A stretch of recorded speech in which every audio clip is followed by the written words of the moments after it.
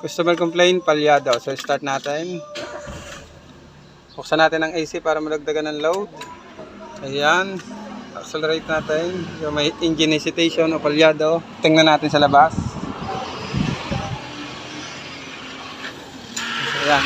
Mapapansin natin, hindi siya stable. So, tanggal na natin mga tornilyo ng coil. Check natin, balance check.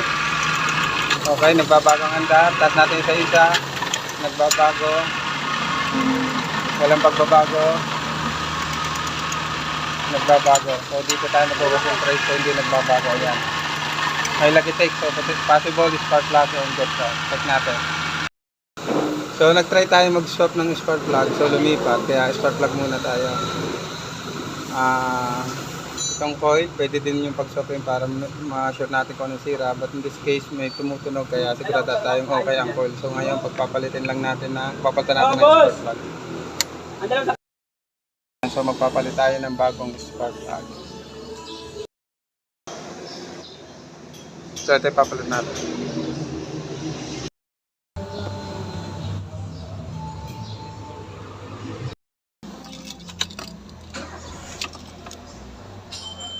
Open ulit tayo ng AC, additional load, start, accelerate, mukhang okay na. Ayan. So ito pang ating natin kami sa palang, tingnan natin kung may reaction. Ayan. Ito na lang. Ayan.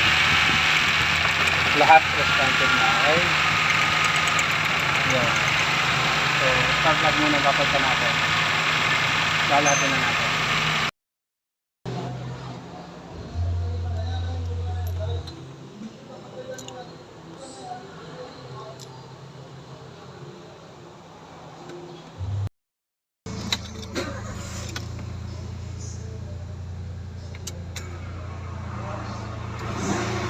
Yun, okay na siya.